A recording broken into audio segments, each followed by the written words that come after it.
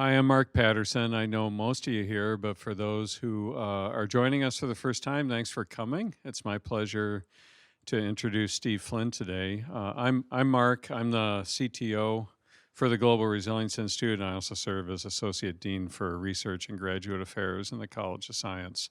Um, anyway, we got a cool talk today by Steve, who, as most of you know, is the founding director of GRI.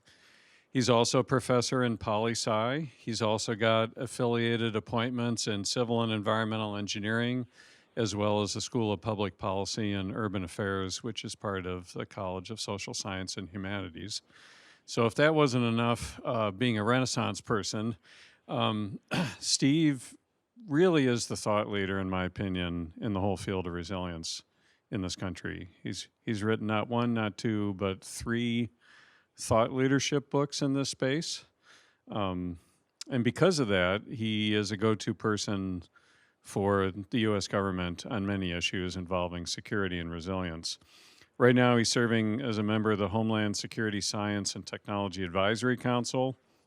And at the state level, the Massachusetts Port Authority has a Security Advisory Committee, which Steve is a member of. He also gets pinged on by other academic institutions around the planet, including the Wharton School and Columbia University's Earth Institute. He's also had quite a track record here at Northeastern. He previously was the co-director of the Costa Center for Homeland Security, which is out in Burlington.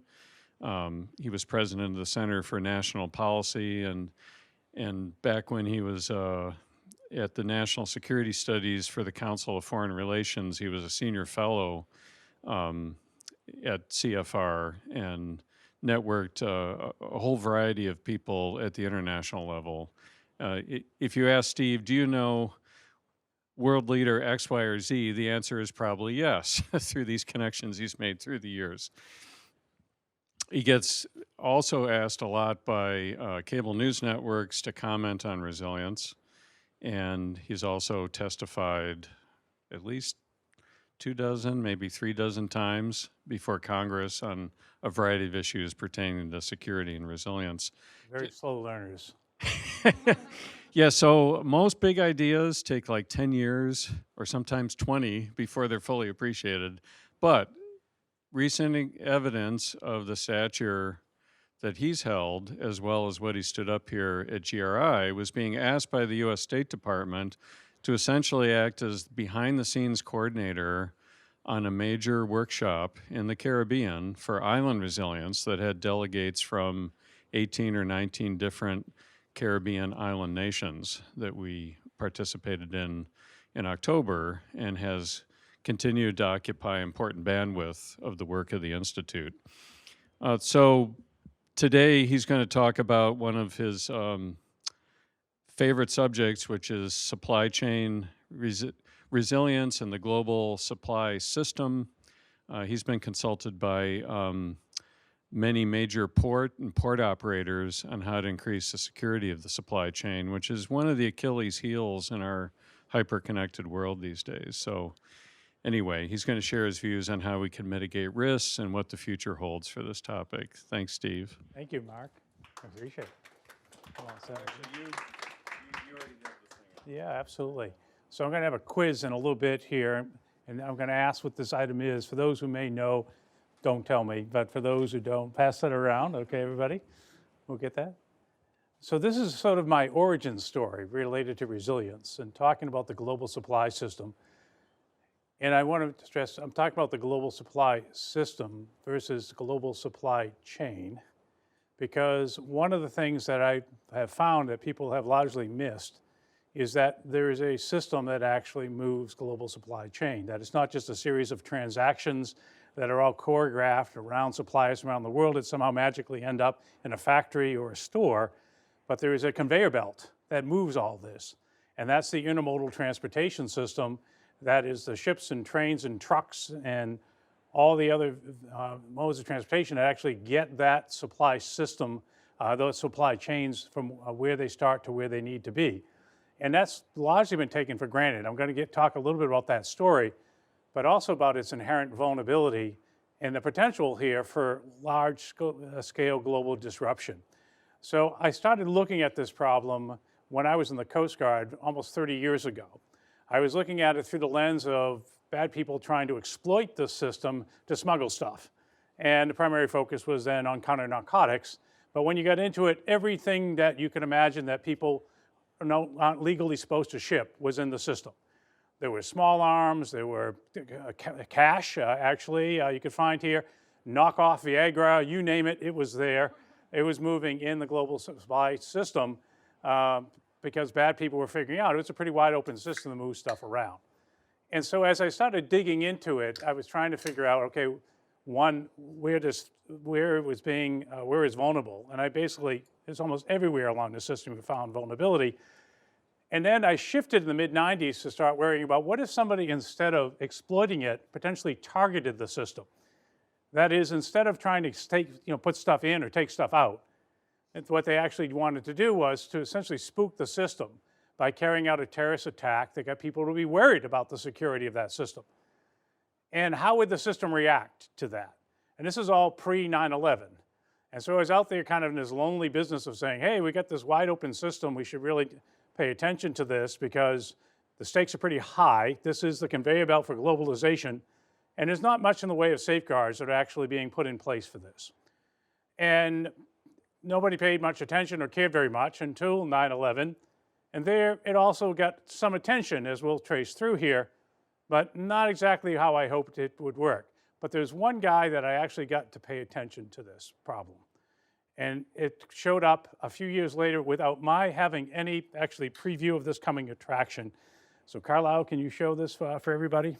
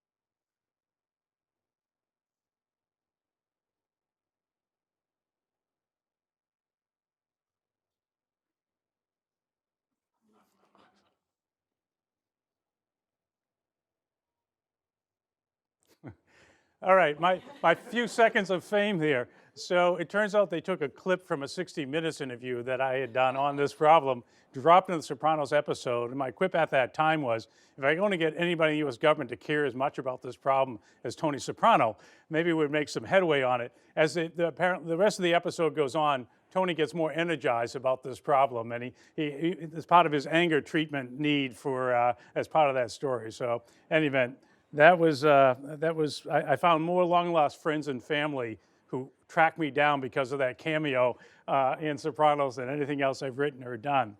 Let me jump here, though, to the story in a little more academic way here. So, I'm talking about bolstering the security and resilience of the global supply system. The two are connected in part because the system ultimately, like all systems to work, relies on trust, largely for it to actually perform in the way that we want it to do it. And if you lose trust, what people tend to do is they withdraw from a relationship, right? If they don't trust you, they leave. If they don't trust the bank, they take the money out and put it under their bed. So here's a system that largely everybody's taken for granted. And if they see that there's potentially more risk with the system than there is benefit, one of the outcomes is a pressure to withdraw. And that would be a bit of a problem. So let me take you along, though, the story. What got me started first, resilience. Hopefully most of our folks here at the Global Resilience Institute are conversant on the definition of resilience. But for those who are not, I want to make sure I sort of highlight this is something that a little bit of kibitzing involved with here. But I think the key with the official and still operative one, even this has survived the transition of the current administration, of the operation of resilience, is that it involves both before things go bump in the night, prepare for and adapt to changing conditions to withstand and recover rapidly from disruption. And it involves withstand and recover from deliberate attacks, accidents, naturally occurring threats or incidents. Essentially, it's an all hazards view of how do we assure continuity of things that are valuable that may now be vulnerable. That's the essence of the resilience imperative. And again, I started really thinking really hard about this because of the challenge that I'm sharing with you here today. So I would argue overall the resilience imperative is not because there are necessarily more threats or more hazards today than there have ever been before.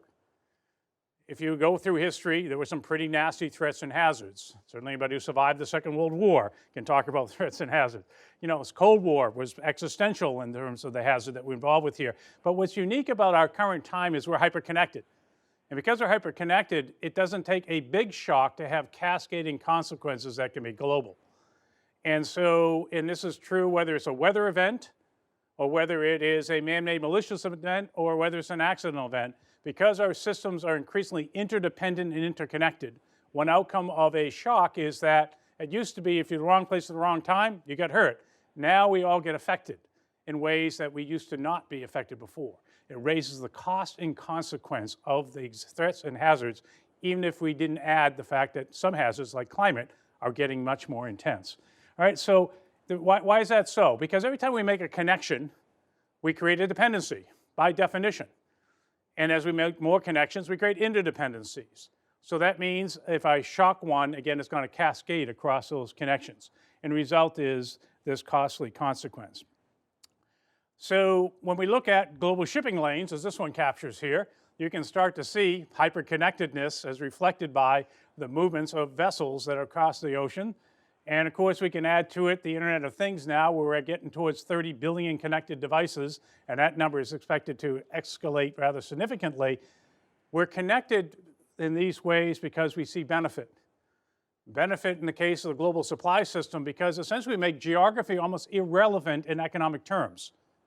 That is, it's so efficient and so low cost to move stuff around the planet that you really don't have to worry about where things come from if in terms of oceans. All you have to do is map in the days it takes to make the transit. So the cost, in fact, can be more expensive by being in our neighborhood, even in Mexico, than it is shipping something from Shanghai. If you just add the 10 to 12 days of the trans-Pacific voyage, the overall cost of moving those 10 to 12 days could be less expensive, and often is, than actually trying to move a few miles because of delays and other issues here that you might face even in our neighbor environment. Okay. What really got me focused on this issue here was there's this story here. And this sort of highlights the issue of connectedness and hyperconnectedness. Somebody help me out here. Where is this location? This is an aerial view of what? Newark. Newark International Airport is there to the left, or Liberty Airport. We see our runways running through here. And then we have the Jersey Turnpike, with actually traffic seems to be moving, which would be unusual on most days, okay? Obviously a dated picture. And here we have the largest container terminal on the East Coast. And importantly, we also have the railhead that basically connects most of the containerized cargo to go up into the Northeast. Brilliantly designed to be in about 1 square mile. So you can go from a plane to a train to a truck to a ship and any other mix they throw out here, all within the same geography, which is great until it's not. If we have an incident, of course, we essentially affect all of those modes of transportation, which is essentially is the logistics throat for New England and the Northeast. Right? So nobody, of course, was thinking about the bump in the night scenario I just laid here. They were just thinking about getting the efficiencies that come from putting all this stuff nearby each other. This is one of the most congested and most or closest places in intermodal kind of volumes in the world, but it's one that is, there are plenty of analogs around the world as well, just because the efficiency drivers drive that. So I started looking at this and going, what if you had a problem here? That might be a real big deal for not just Newark, not just New York City, but everybody who depends on that logistical supply chain that comes out of that area. So let's talk about the global supply system. Okay, it's really extraordinary story when we think about it. Right up through the Second World War, right into after the Second World War, the way we moved cargo when we went to sea is a truck would be loaded with a bunch of stuff, and it would arrive in a port and back up into a warehouse.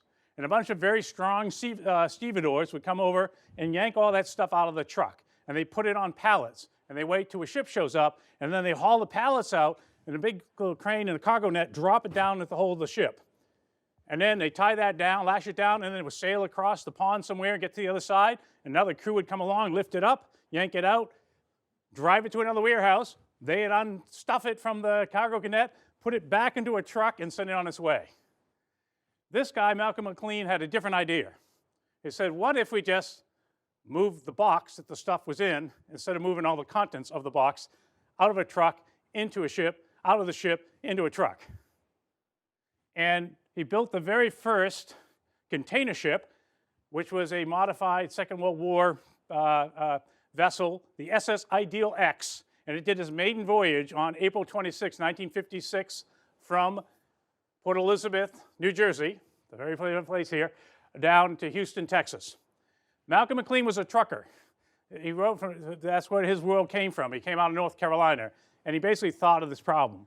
And it was a brilliant idea, which only took roughly about 30 years to go into effect. Essentially what happened here was, it was not a big bang government effort like launching the internet or some of the other big initiatives. This is something that an entrepreneur came up with and tried to drive it basically by proving the case that this was valuable, by doing this first run from New Jersey to Newark. But there were a whole series of challenges that made it almost impossible to get this right. So first of all the truck's chassis, the things that containers now sit on here, they're all different sizes. Because there was nobody said, let's have a standard size truck that carries a standard size box on the back of that truck. I mean, why would they?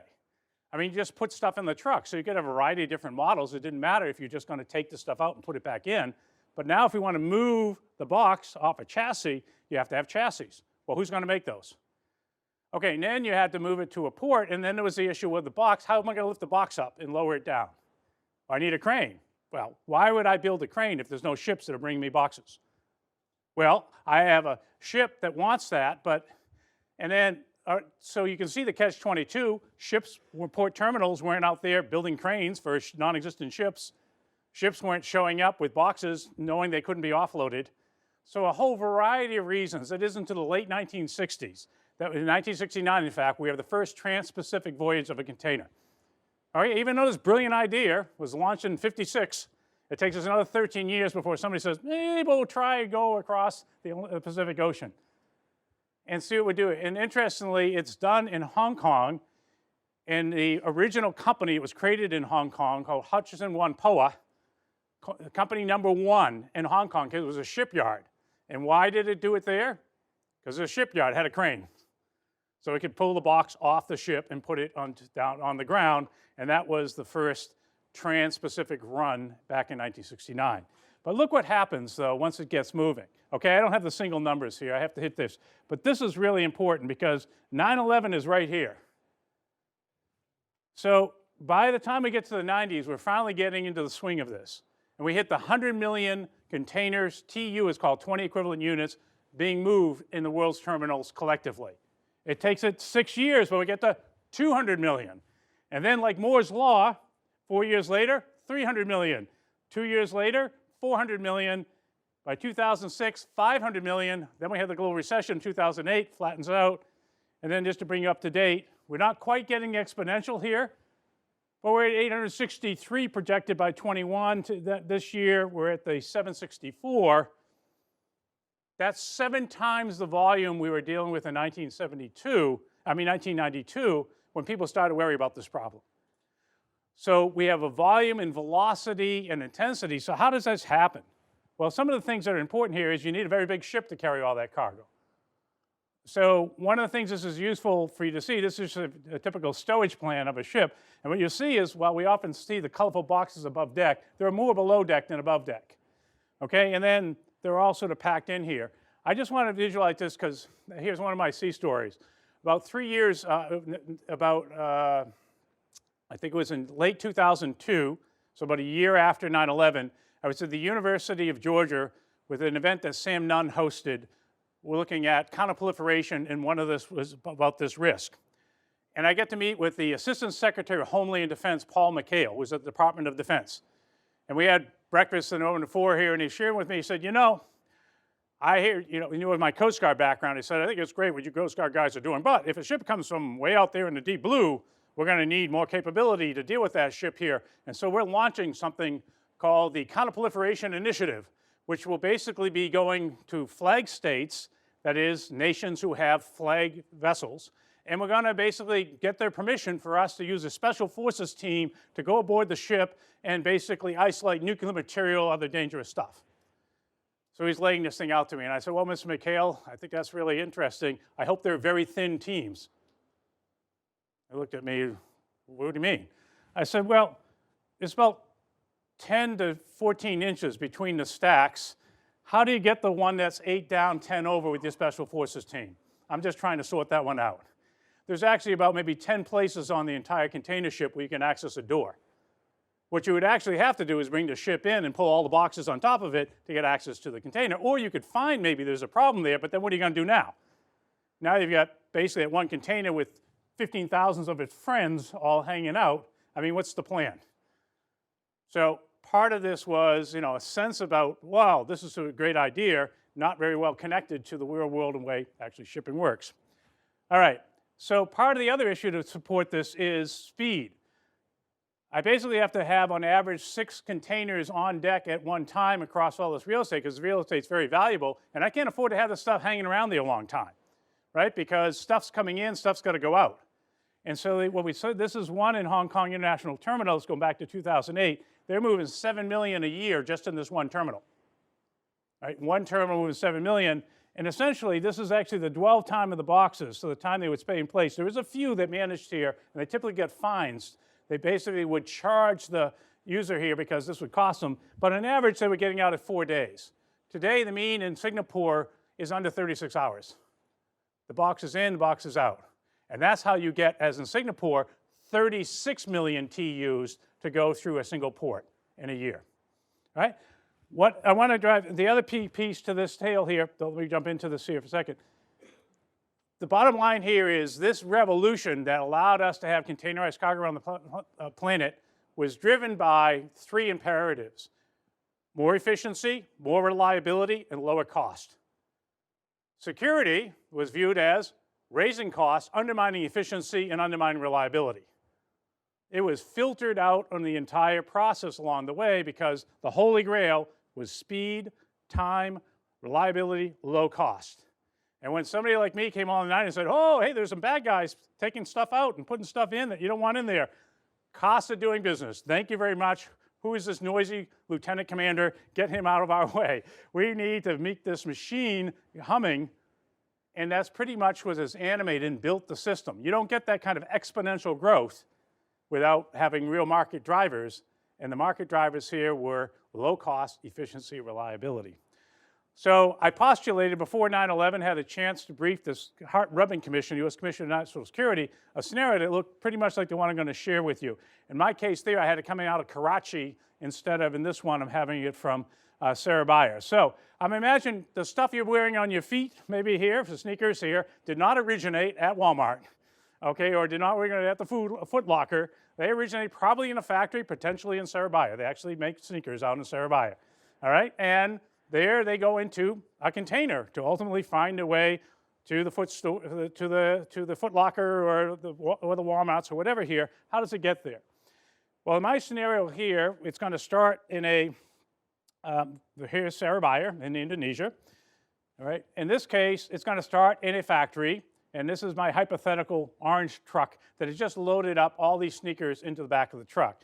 But in this case, instead of going directly to the port of Surabaya, it's going to stop on its way there and back up into an alley because the driver turns out to be an ISIS spinoff, all right, and actually more interested in being a part of this, turning this bomb box into a potential bomb. And so he's not even going to mess with the door. They're going to actually pop the hinges off the door to pull it out, to essentially pull out some sneakers, and then in this case put a dirty bomb. And the dirty bomb here is basically fissile material.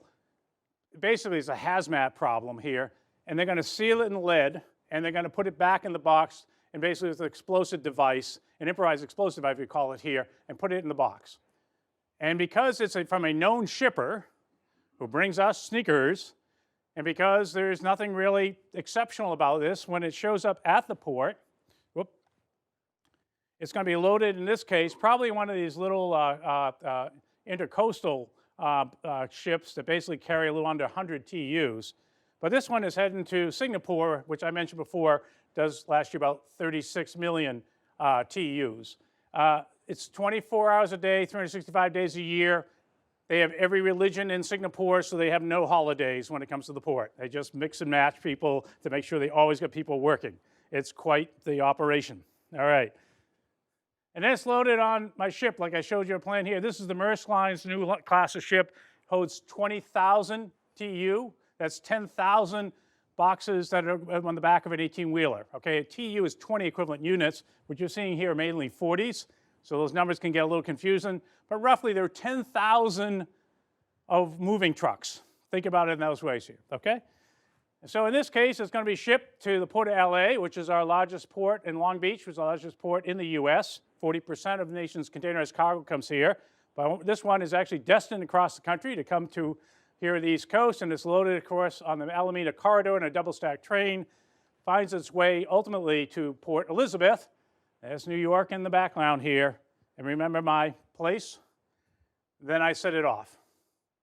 Now, one big problem here is that localized impact that I just laid out for you at the start, right? If the wind is blowing here from the southeast and I'm taking some nuclear mess and I'm moving it over here, and again, it's really kind of low grade, just radiation, but you can imagine how people will feel about that.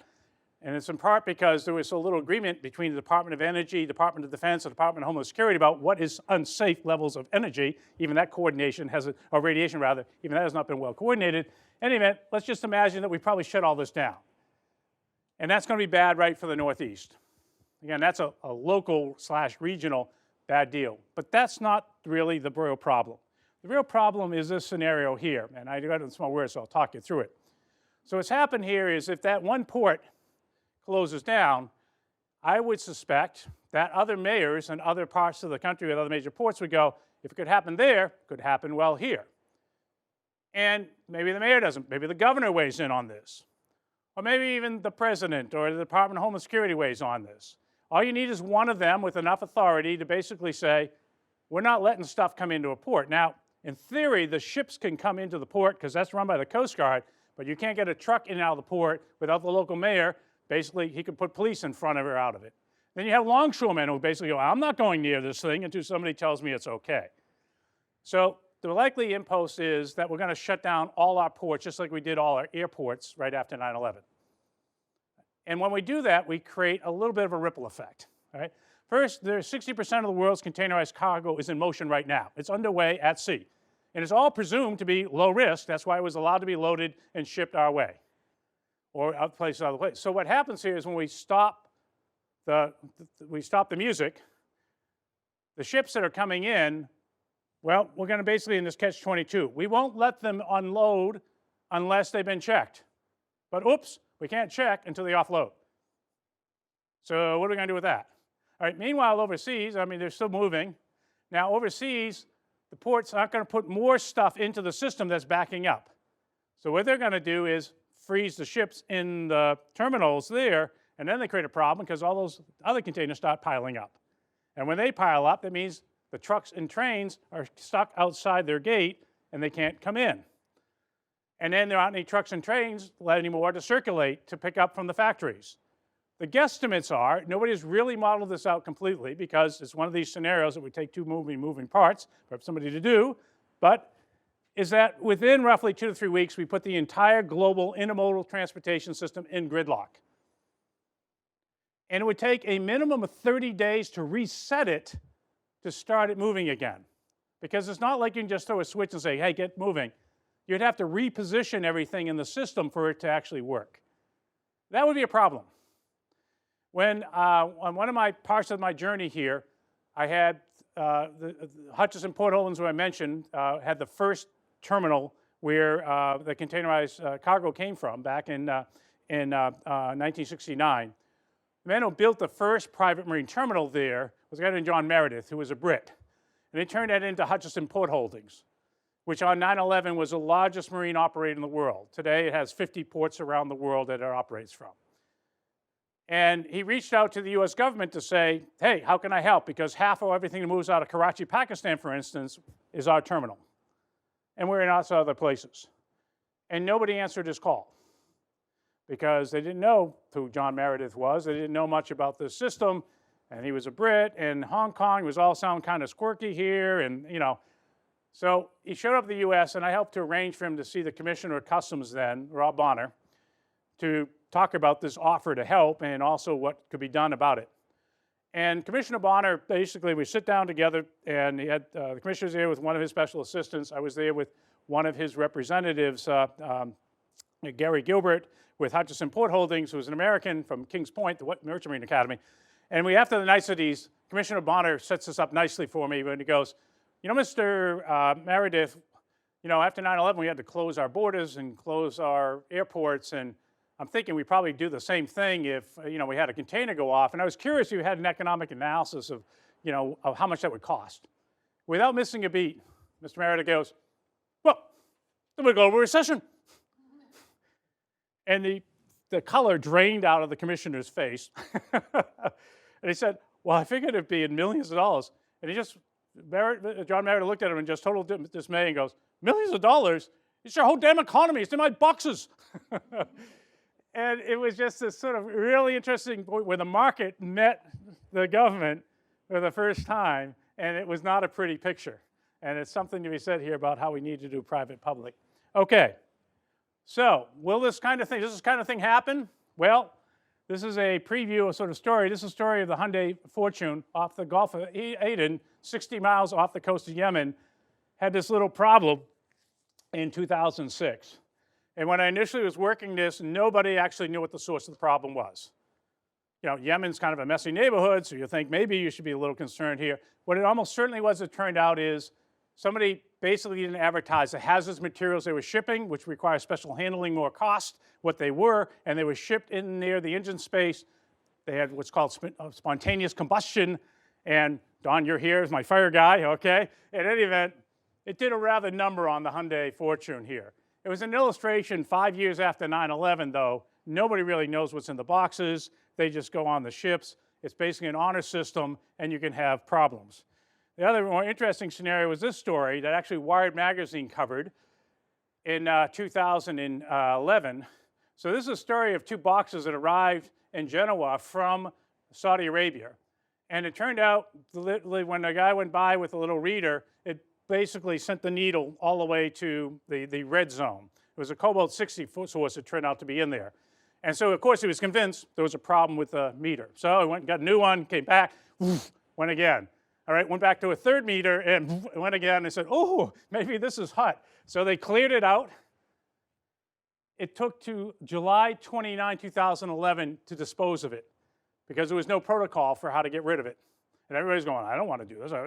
And finally, the Department of Energy, because of the Wired magazine article came out to talk about how this basically hot box had been sitting for a year in Genoa in sight of the nearby city, finally led somebody to doing something about the hot box.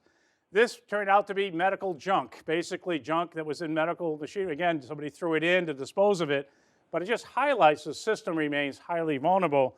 And one of the more dramatic examples, of course, just happened just 4 years ago in the port of Tianjin. And the most basic secure part of the system is hazardous materials. They had some hazardous materials, again, that were badly handled, and it made it literally a crater in the city just out of the port of Tianjin. Lots of loss of life. You can see the massive containers that were taken out by this here. So it's not like, this is a really low probability, non-probability challenge. It's one where each one of these were identified as an accident, so we treated it as an off. But if it was security, whether somebody sent us and did it as a intentional effort, and the scenario, of course, I laid out was the one goes off in Newark, and we say we have 7 more in the system. We're going to be setting them off at 24 hours unless you do X, Y, Z. Well, go find the other 7. What's the uncertainty of that is what's going to lead to the reaction or the overreaction, which would be to shut down the system. So one would think we would be working overtime on this, but I sat around here. First, I want to educate you on the primary security device for the global intermodal transportation system. And who's got the, all right? So this is the seal that's on the container that as long as untouched, and who has the blue seal? Anybody get it back there? They circulate around. All right. Here, look at that. You'll see there, is there a number on that? What does it say? So as long as that number aligns with the manifest, this is a safe container. It gets a free ride through the entire global intermodal transportation system. Now that was a giant leap forward. That's a post-911 upgrade in security. Before that, we had a lead seal that was pressed and had the number on it. All right, roughly 50 cents. Now you got to spend $3.75. You can get it on Amazon, and now you're good to go. That takes a bolt cutter at least to cut through, and that's the system. So basically, if once the container is sealed and that number lies with this manifest, the assumption is it has not been tampered with. And if it comes from a trusted shipper, a reliable shipper, it basically can move through the system, generally unmolested. All right, that's where we were pre-9/11. Post-9/11, again, we upgraded the seal, but we started to take some other measures as well. But just to give you the sense of the challenge here, okay, this is basically what's involved with, I want to check this box. Well, what do I got to do? First, got to break that seal. How do I do that? I need those big bolt cutters. And then when I open it up, I get up to 29 tons of stuff. Go check that out. Go search that. Make sure everything's okay. The general rule of thumb is it's 3 customs agents, 5 hours, or you can reverse that, 5 hours, 3 agents, okay? They will take you to clear a container. Take it all out, check it all the way. That's if you did the old way of doing business. So how many TUs did I say we're moving around the planet? All right. I mean, just the physical challenge of this here, right, is you got to haul all this crap out. So we thought we should upgrade this. So along came actually a company called SAIC that created the Mobile Vehicle Cargo Inspection System. And basically, this is x-rays the container, drives it by. And we can get an image. It basically looks like this fuzzy sheep inside the container. Okay, but it's supposed to help out a little bit. But what if we seal it, and what if we hide it in metal parts? This can get complicated even if we don't have to break the seal and open the container. So on the radiation side, they came up with these basically spectroscopic portals that this can drive through and look for radiation. Now the challenge here, though, if I seal it in lead, is you're not going to give enough radiation emission to likely trip off and set the alarms on these, because there's ambient radiation in any port environment. So you have to set it above that threshold. And if I seal my dirty bomb in my scenario here and keep it below that threshold, then it won't register. It will not get. So the key is we need to see 2 things. Ideally, we would have, if we had a seal, though, we'd have dense material, and we could see dense material trying to defeat the radiation portal. And it turns out 95% of containers don't carry very dense material. So you could start to think a different scenario might be, well, what if we had radiation portals, but we also looked to see and scan, found where there's enough dense object that would be enough to prevent the radiation from being emitted, and have to be a certain size. That might get us to a point here where we could ideally narrow the haystack down. Well, this is actually a more recent addition here. There's a multi-mode passive detection system. It basically is a passive system, which means it's actually using muon tomography. Cosmic rays, literally. They're cosmic rays here. They bounce off stuff. And by the deflection off material, we can create a composite of what actually is inside the material based on the chemical elements of the periodic table. And this is something that's drive-through. There's no actual source. It's picking things up. But that's one effort to get at here. But this is a lot of volume, right? We'd have to be able to sort of check this thing out. So basically, though, where we are right now, and this describes a basic generic process of how we're trying to secure this container, how we being the US government, and particularly CBP. So the basic protocol here they've developed here is that at the factory, the manufacturer and importers are packing the containers, and they're promising to be good. They promise to make sure that everything that goes in the box is legitimate and they're clearing it accurately. And they're transmitting that information to customs to say, here's what I'm shipping. And they're sealing it with that metal, that bolt seal.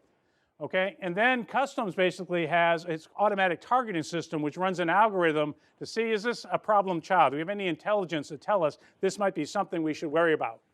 And then if it basically hits an alarm and says, yeah, we are, then when it gets to the foreign port of embarkation, it's going to be set aside, and the local customs authorities are supposed to take a look at it with a U.S. Customs and Border Protection representative in the port. And they'll check it out. And if it's clean to go, it goes on the ship. They still get more information, so in transit they could get more information, and they could still hit an alarm and say, whoops, I want to check when it lands. And when it lands, it basically could be checked. The high probability, high risk ones are pulled out to be checked before they leave the port. Or when they leave the port, they all go through a radiation the radiation portal, and then basically can depart the terminal. Now, all this is great for the rest of the US, but what if I want to blow up the terminal? Because really, I'm checking it primarily after it arrives, and I'm checking it before, and the terminal is really important. So, all right, well, we should do more overseas. Well, that's tricky too. So, but here's the overall regime. That when you look at it, what you'll hear is if a US government rep talks fast enough, it'll all sound very impressive. But when you actually sort of break it down, I would argue it is a disconnected approach. So here's a basic protocol that evolved after 9/11. So first, the Coast Guard took a whack at ships and facility. They don't do cargo, that's customs. They do ships and facility. And they said the only way we're going to get our arms around this is we're going to have a multilateral approach, working through a UN body, the International Maritime Organization of London, to agree to common security standards for all ships and terminals and facilities. And that was what was called the International Ship and Port Security Code, ISPS, launched on 1st of July 2004. It was a multilateral approach that said everybody should abide by the same rules, and if you don't abide by these rules, you're not going to have access to other ports. So there was a hammer on this that basically said you had to play. Now, but on cargo, which is, by the way, why ships exist. They exist not to give their crews rides, but to move cargo. Okay, cargo, we came up with a much different scheme. Okay, first we had one that the customs says, you know, I don't trust this multilateral crap. We're going to do bilaterals. We're going to go to a bunch of countries, work with our counterparts, and here's the deal. We're going to say, if you want to ship stuff to the United States of America, you're going to invest in non-intrusive inspection equipment, you're going to host our representative on your ground, and you're going to look at the box we asked you to look at. And you're going to enjoy paying the cost of doing that as a condition of shipping to the United States. That's what the face of customs was and what was called the Container Security Initiative. But then the Department of Energy showed up and said, oh my God, we're worried about nuclear materials, and we actually got a lot of money. So we're going to give you, government, the non-intrusive inspection equipment. We're going to come in and train you to use this equipment so that you can make sure we don't care about smuggling or other stuff here. We want to make sure, though, that no nuclear materials are coming in because that's our writ. All right, so one part of the U.S. government is saying, you got to do this equipment, pay for it your own dime, and absorb the cost. The other one's going, hey, we'll give you free stuff, so you use it. Just look for nuclear materials, please. All right, then we had the Megaports Initiative, which was, okay, I had that one. That was the Department of Energy. Then we had the Proliferation Security Initiative that I already mentioned about DOD, boarding, and that was, again, bilaterals. We'll go around and talk to a bunch of countries. They have a flag vessel. We'll go and get them to agree. We can put special forces to intercept the shipment as it gets from one place to the other. And then the World Customs Organization came up with guidance. IMO has regulations. They have guidance for how this can be done with some support from the International Atomic Energy Commission. All customs service, you should try to do these things to make sure we're secure. All right, that's for the public sector. Then the private sector, we came up with a non-regulatory approach on one part of it. You know, we don't want to tell you what to do really with physical security, but here are best practices, promise you use them, and we'll make you a part of a club. That club is the Customs Trade Partnership Against Terrorism. And we kind of view those folks as good guys, and those who aren't on that club, we kind of view as people we could really make their lives miserable in. So which club do you want to be in? Okay, and today we have, well, it's 2017, 11,400 people signed up for the club. Guess how many customs inspectors you have going out there checking the club's practices? Okay, it's a few dozen. So, in any event, so that was that part here. And then, but hey, want data? No, you got to give us the data, or you're not going to be able to ship. So we had the schizophrenia. On the one hand, we want you to sort of volunteer and comply. On the other hand, you better give us data to allow us to do targeting, or your stuff isn't coming anywhere.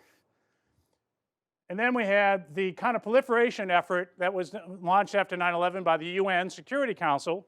It was U.S. Security Council Resolution 1540, said every nation on the world planet should make sure you police your transportation logistics to make sure you're not moving nuclear materials or endangering, otherwise helping terrorists. And each state, you decide how best to do that. Here's our model legal framework, and here's our model things here, but you know best, you're sovereigns. So you can see the schizophrenia here. In some cases, we have mandates with teeth. In some cases, we have kind of bilaterals with carrots. Some cases, bilaterals with stick. Some cases, we just have kumbaya. Some cases, we have private-public. All this together is described by the US government now as layered security. All right, but the reality is it's a mishmash of systems. So I'm getting to the home stretch here. So how do we revisit this? So one is to recognize this core reality. This is actually by volume overall, so it counts bulk goods versus containerized cargo, but it gives you a flavor. Part of that whole hyper-connectedness is to be really built around a hub and spoke model. And so we have a few ports that really, really matter, and you have to go through those ports to get somewhere else. Well, that's a lever point, potentially, for policing the system. If I go to the places where everybody has to go through, I can actually potentially get the means to screen there and deal with it there, and then force behavior upstream as a condition of getting access to that hub. But the key here is I'd have to go to the industry that actually operates those terminals in those hubs, and that's where I think is the way we should go, and what I've been advocating now for about 20 years. So what might it look like? Right now, we're relying heavily around intelligence telling us which is the bad container, and then trying to figure out how we could yank it and check it based on various schemes. My proposal is scan them all. Every one of them. You can drive through and get an image. Have the terminal operator actually locate both radiation portal and non-intrusive inspection for scan images and just build it into the gate or quayside, that's where the ship's time up here, create something on the, that the lorries on the ship side have to drive through. Just screen every damn one of them. That data, if it alarms, basically you would go to a secondary inspection. And most of them aren't going to alarm, but if they do, they go there and we can give it a more intense look. So the quick one is pretty much a drive-by, which basically says, do you have any dense material, any radiation? If you don't, okay, you're going. You may have contraband, but that can be caught at the port of loading or somewhere along the way. The thing we're worried about is the bomb in the box. So then it goes to, if it alarms, it goes to a secondary. You have a third party basically do this, but where the data can go to the US government or somebody else so they can double check them. But you have somebody who basically is fee-based who actually looks at the data and goes, is there a problem here or not? If there's a problem, then if there's no problem, they send it on its way, but the data is transmitted to inspectors and CBP, the analytic group. If they say it is, then it goes to a higher energy system, so we really zap it. And if there's an anomaly there, we go to the host government and we do a physical search with CBP alongside. We're down to the fraction of a percentage here that are hitting this piece. But everyone has been screened, and even if we miss it on the receiving end, we have all the data. We can go back and say it's this one box from Sarabaya that was a problem that we should have caught. Not all the containers in the whole system now are at risk. Right? So we essentially help this anomaly detection challenge here. So how could that be done? I actually laid this out here, but how do we get the regime? The technical side is actually not that hard. It's not insignificant, but it's not that hard. The real issue is the choreography. One is the case I've been making to the terminal operators themselves. You get some benefits from this approach. Okay, one benefit here is, well, one, you will get this high inspection rate, which, by the way, is your assets that are at risk. It's your terminal that's at risk. It's the ships that you're servicing that are at risk. You're on the front lines of this problem. And so just simply higher inspections should give you a higher confidence that your property, your business will be okay. Secondly, this approach basically allows the ability, if the customs suddenly says, oh my God, I'm spooked, I want to see a lot more stuff, the data's already there. Just pull more bits instead of more boxes, all right? Because you already got the bits. And if the customs wants to select by small numbers, it can just go ahead and check them. The next value here is it reduces the disruptive risk of going after containers in their terminal. Again, I was telling you about how the pile 6 high, so it means on average the one you want isn't the third one. That means they have to pull 2 off to get it. And if I start to do with those any numbers, it's like going in the middle of a car assembly line and going, hang on, I got to do, and you can constipate the whole process. So from an industry standpoint, if I'm just producing the data and allows you not to go in and mess with my boxes in the terminal, I've got a more efficient terminal.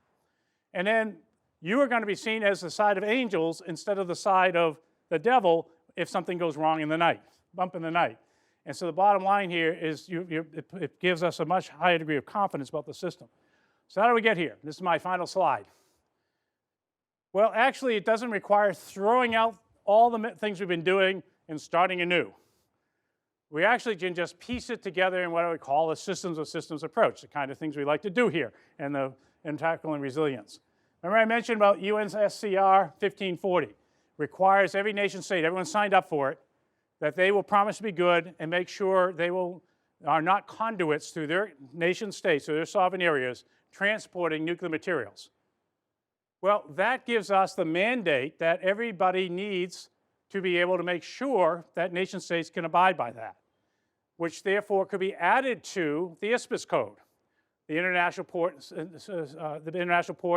and Ship Code, right? That basically is the requirement here is that, hey, I can't, on behalf of the nation state here, I have to check you in order to make sure that the nation state is in compliance with the international requirement that we're not shipping nuclear materials.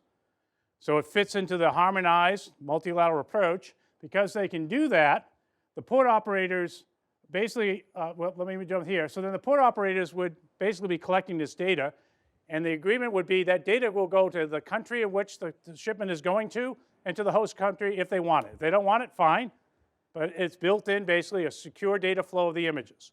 So the data, as soon as it's collected from the sensors, is shared. So you can't have somebody messing with it or mucking with it. It pretty much is, it's an automated process, it flows. You authorize third parties to essentially address the alarms. I mentioned that before in the other scenario. And then the port operators are allowed to charge $10 to $20 a box to essentially, as a part of the ISPIS authorized terminal security charge. And you could throw away this equipment every 2 years and start anew. Because that volume, when charged by $10 to $20, gives you basically operating in the billions of dollars each year of investiture to go with it. And anybody who thinks that would slow or stall the economy by adding $10 to $20 a box, the average container coming to the United States carries $70,000 of goods. And freight rates are known to whipsaw from, they got as low as $800 after the recession that you could do a trans-Pacific voyage in 2008. To today, they're hovering at about $1,500 to $1,700. Sometimes they get over $2,000. It's like corn. I mean, it goes up and down based on supply and demand. And the market, as long as it's all the same, absorbs that 10 bucks pretty readily here. And what would we get for that investment? We would get a system that is more resilient, because a single failure will not cascade in the kind of disruptive ways I laid out here, because we will be able to isolate it. We'll be able, through forensics, ideally we're deterring it, but should it happen, we'd also be able to respond nimbly and recover the system quickly and adapt it with lesson learned, and ultimately have a more resilient global trade system. That's my spiel. Thank you.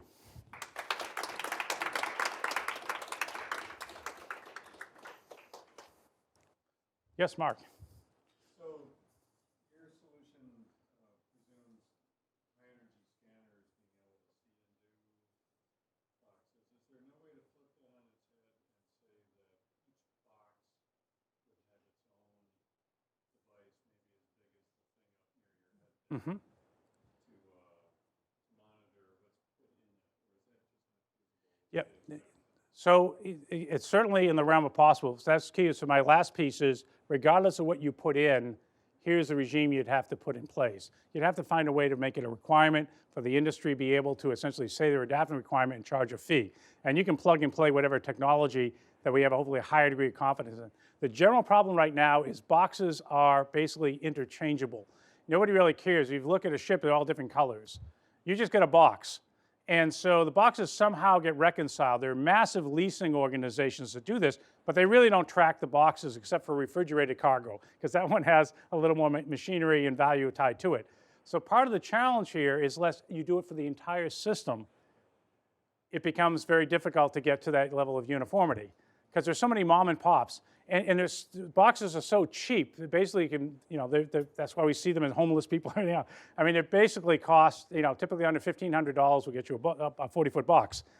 And so they're almost disposable. In some cases they're getting better now, but we had a problem where we were collecting these all outside the interior because the surface transportation costs were more expensive to take an empty box and bring it back to the eastern seaboard or the Pacific than it was just to let it sit in Omaha.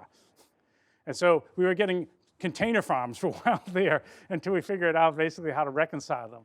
So it's just not to say that technology is right. Smart containers was one of the things that was kicking around, sensors that could be, emit. And there's clearly some application, and already are, for like pharmaceuticals and others. Again, the ones who are kind of anal about what they're shipping, like Viagra, all right, they're making sure that they have these kinds of things, some fashion and so forth for high value. But this one, I think, is actually more straightforward. You have to work it into the terminal operations. We've done some piloting of that, but it's doable if you let the terminals recover their costs. Then it's just another engineering problem for them. Other question, comments? Yeah.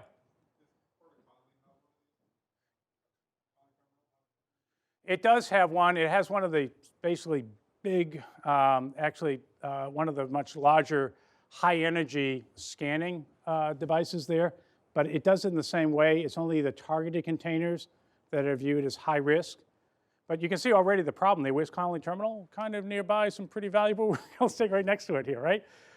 It's actually the Tees Power Farm is just a little bit, about 200 yards down the stream from there. So that interconnectedness issue. But yes, for right now, they have the means to do non-intrusive at pretty high caliber at Connolly Terminal, but it's literally a dozen, 2 dozen most a day that get through there on one of their busy days. And Singapore, by the way, when it was last year, which was a year and a half ago, they were up to 5 a day in support of the US Container Security Initiative. All right, remember I told you what the 36 million TUs? Okay, yep, they were doing 5 a day. So we're really nailing the problem. Chris. Obviously, your concern is obviously of the, for lack of a better way, the bad actor using the system for nefarious ends. Right. I'm intrigued more, and that's not to say it's not, but I'm more intrigued more by just the tight coupling of the whole system, the just-in-time delivery dimensions of it. The whole system is dependent on a sort of set of couplings that could be disrupted by natural disasters, of course. Yeah. And but obviously, as you know more than most, a lot of the resilience supports redundancy, supports a lot of factors that are not present in the current system because it costs too much. Right. So how do you address that? How do you build more resilience in a global? I'm just in the food system. How do you build more resilience in the system where the cost potentially of more expensive? Right. So it's a great question, and Mark mentioned we're doing work in the Caribbean, and part of the issue is that the system today has made the Caribbean more vulnerable from a logistics standpoint than it was 50 years ago, because everything is this hub and spoke. And so you have to go to Miami or Jamaica or Panama, and other than that, so basically the local services that used to be there almost daily are down a day a week. And if you got basically things like produce that's, high value kind of produce for food here, and you're waiting for the week run, it's not much good, right? The value goes down quite a bit. So what we have is winners and losers as a part of the system. So the public goods are clearly not being fully addressed, including the one I'm raising here about the fragility, should it be disrupted. So this is something where some form of subsidy or other government intervention is necessary. And we, of course, do this in the United States. We do this with something called the Jones Act, where we require all U.S. domestic traffic has to move on a U.S. flag vessel, which is, of course, a taxpayer subsidy to use a much more inefficient system for essentially servicing Puerto Rico and Alaska and Hawaii, because that's basically the only place where this is done. Exactly, and we actually saw it worked against Maria because the distance from Philadelphia and Miami, where most of those goods came, it's a 1,000-mile voyage.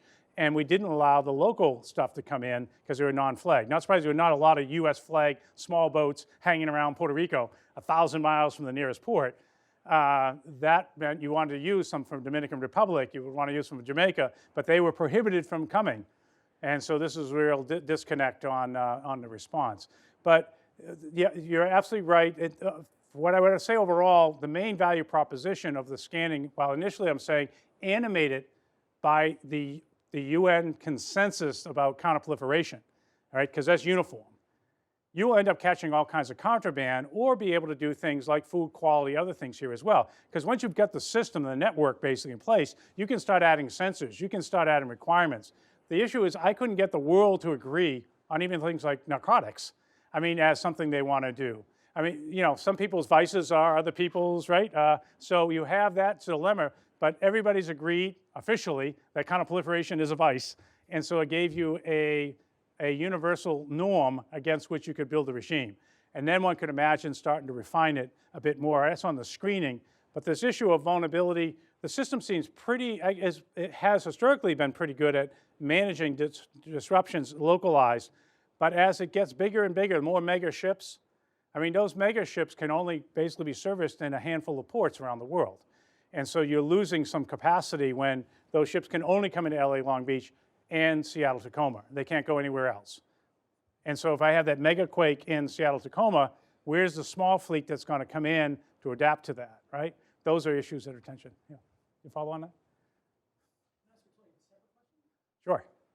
Now, there's some of arguing that you have to create these kind of regimes, for security, for transparency, blockchain technology to take care of it itself. Yep. Technology is a private kind of sector approach where use blockchain technology to track every single container Yes. and to assure that for every single part in the container. We're clearly at a place already where we can spot almost any anomaly, you know, through that. But the key is you need baseline data to spot those anomalies against. It's amazing how variable shipping is. Basically, for bulk commodities, a ship may change its destination a dozen times in its voyage based on price. They'll slow it down, speed it up. Basically, everybody's gaming commodity prices. And so you're thinking, what's the ship doing? It's, well, you know, whipsawing all over the place. Boy, that's scary. It must be somebody, you know, commandeered it. It's like, no, markets, you know, telling to go over here. Nope, change our mind, need to go over here. So there's a lot of stuff that on its face look abnormal to a layman who are looking at it, but you're actually in the nitty gritty of the industry itself. Anomalies don't look so anomalous. And then there's some stuff, though, that really looks like that makes no economic sense.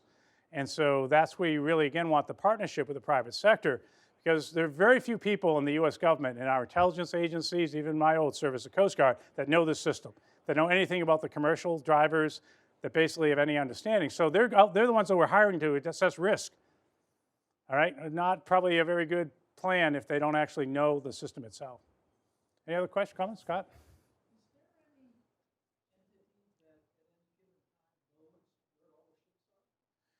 There is actually some commercial-based stuff that's better than the government-based stuff. Not surprising, this is something the US government has, particularly the United States Navy has been trying to monitor here for a while.